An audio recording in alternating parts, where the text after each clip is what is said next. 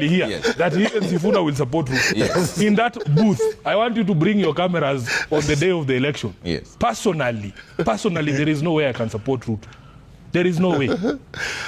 I must play the rest of that clip. Now, Senator Edwin SIFUNA is telling President William Ruto nothing but the truth. It is not only Senator Edwin SIFUNA who is not going to vote for President William Ruto, but many people in the Republic of Kenya. Let us now listen to what Senator Edwin SIFUNA is telling President William Ruto and his allies. People of Kondele were there watching live. What were these people saying? Immediately the vote was called. They were saying Ruto must go. Those are the people. There was no one to incite them. There was no time to incite anyone. These things were happening in real time. They were happening in real time. They were saying, I need my time to respond. There are many things that you have said. I have a right of response. Now, yes, you will respond. You will respond. The reason anybody goes to the ballot to re-elect a president is the things they have done for them at an individual level. How has he managed the affairs of the country? How has he managed the economy? Are Kenyans happier? Are Kenyans in a better place than when he took over? How is the state of health? How is the state of education? How is the state of our economy, Trevor? If you are telling me that you're going to re-elect Ruto because he gave Baba a lift from the hotel to the venue of the AUC election, there's something very wrong with you. There's people who are telling us that they will vote for Raila, for Ruto, to spite those two mamambogas who are singing that they were happy in Karatina. Two mamambogas at a market in Karatina who are singing and saying they're happy that Baba lost. Now people tell us we vote for Ruto to punish those people. What sort of sense is that? That is not common sense. It is absolute absurdity.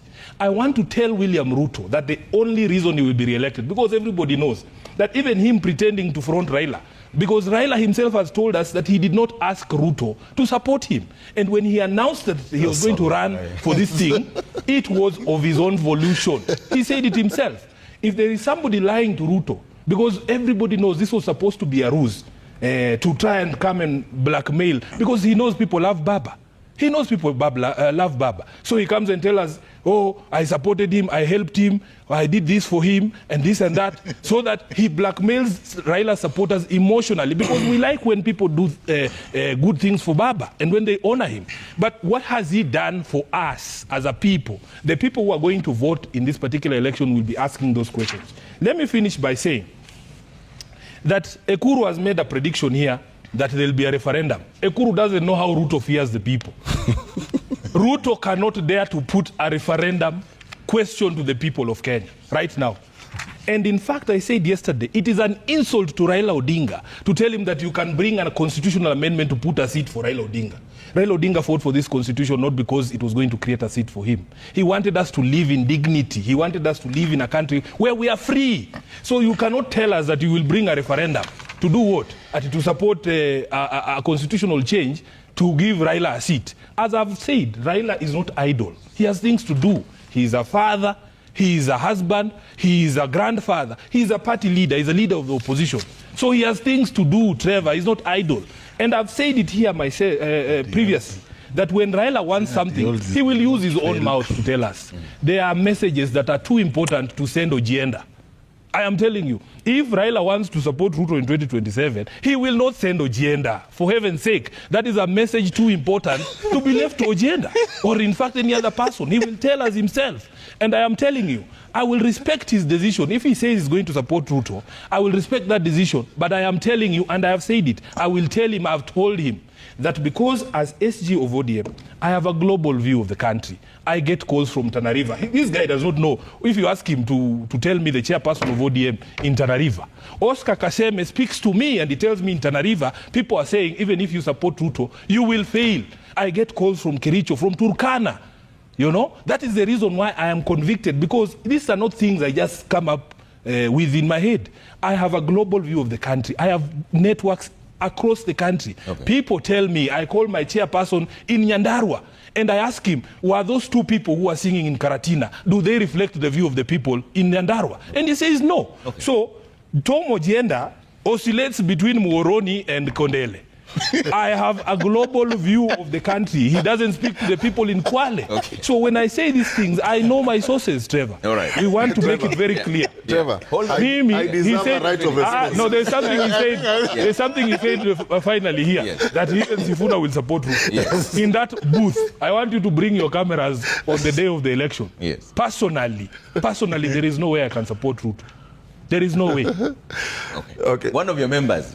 When you respond, tell us who's the chairman of Third Way Alliance. I have told you, Trevor. There are messages too important to be left with Aladwa. That is the chairman. That's what I'm telling you, and I'm the SG. And I've said in ODM, everybody will be allowed to say their piece. Aladwa has one vote, SIFUNA has one vote. Let him cast his vote for Ruto. I will not cast my vote for Ruto. It is that simple. This is the democracy that we enjoy in ODM. Let him speak. And you see, the thing that amuses me is that these guys will run around saying all sorts of things. They say, oh, we will support Ruto. When SIFUNA says he will not support Ruto, suddenly they cry for months. Like after this show, they'll be wailing for a month, saying, oh, how can SIFUNA say this? I have a mouth, just like Aladwa's mouth. In fact, we are the same because he's a Luya like me. Aladwa can say things because he has the democratic freedom to say those things. If he has decided that he's going to vote for Ruto in 2027, that is up to Aladwa. He knows what he's getting out of there. But I cannot, for heaven's sake, reconcile my conscience to support a regime that is killing our people, a regime that has destroyed lives, a regime that has destroyed the economy, destroyed the livelihoods of Kenyans. So, up to them. Let everybody make a decision. That is why they give you an individual ballot. They don't bring all the ballots to the SG to vote for them. Everybody will cast their vote. I have made up my mind on how I'm going to cast mine. Let everybody cast their ballots and live with their conscience. Okay, Ekuru, you want to... Now, in case this is your first time on the Sport Check YouTube channel, kindly support us by subscribing and turning on the notifications bell. We are on a mission to 7,000 subscribers before the end of this month. And if you are a returning subscriber, thank you so much for supporting this YouTube channel. Now, what Senator Edwin Sifuna is saying, it is nothing but the truth. In fact, in ODM, there are people who are not there to support Raila Odinga. Most of them are there to benefit from Raila Amolo Odinga's supremacy. I'm talking about political supremacy in the country. He has got following, not supporters. Let us just appreciate what Raila Amolo Odinga is able to do.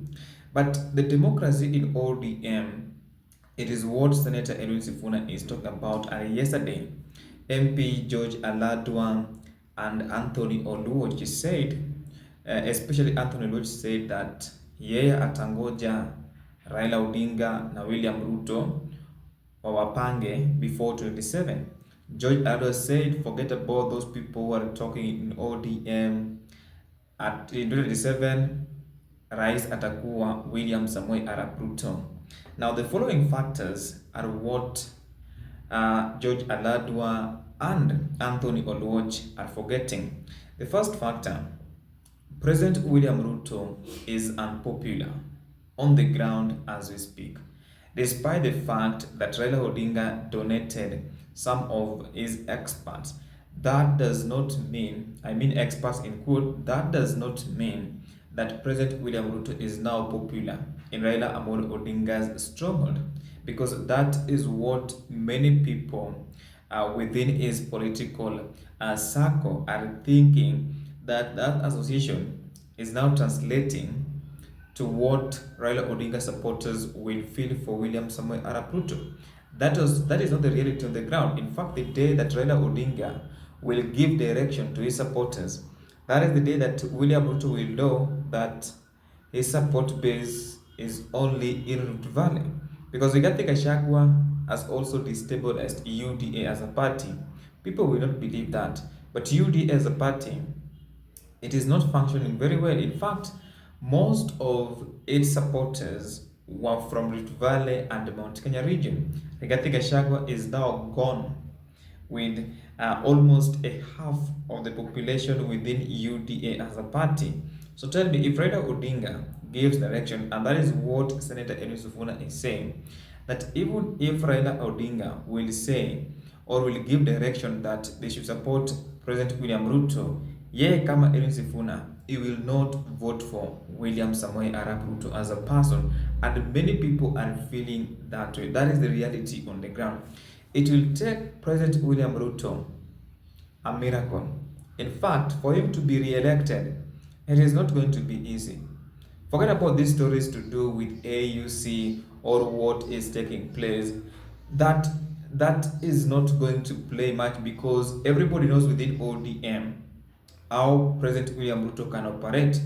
He can wake up in the morning and start saying, si mnaona nilimpeleka hadi AU, nilimpigia hadi campaign, nilikuwa na organize hadi appointment with other heads of state in Africa, na baba wenu bado akashindwa. So everybody knows what William Ruto can do, but I'm praying that Raila Odinga is not going to take that direction of supporting President William Samoei Arap Ruto, because these members of ODM, especially those who are in parliament, they are not close to Raila Odinga as compared to Governor Jang Nyong'o, Governor James Boborengo, and Governor Orengo has been saying that they are not in government. They can convince Raila Odinga that, you know what, this guy is now vulnerable. You can vie again, of which I don't support Raila Odinga vying again. It is time to support somebody else. Kalonzo Musyoka has been with him from 2013, 2017, 2022. So it's time to support somebody else. But you will still find some people within ODM giving Raila Odinga pressure that, you know what, you can still vie again. That is not what Raila Odinga should do. My honest opinion, I think Raila Odinga should just support somebody else and go home. Relax. At 80, anafaa kuwe nyumbani ana relax. That is my honest opinion. Anyway guys, you can let me know what you think in the comments section. Now, I promise at the end of my videos to carry out civic education. This is what you need to do. You need to register as a voter as soon as possible. And the beauty of doing that, you can participate in 2 types of elections. 1, by elections. 2, general elections. Number 2, you need to demonetize politics as soon as possible. The beauty of doing that, you can get an opportunity to elect leaders of high integrity. And then lastly, vote for someone with a vision. We can end up with someone who can give us quality policies in county assemblies, in the National Assembly, Senate, and even at the executive. Bye for now. I will see you in the next video.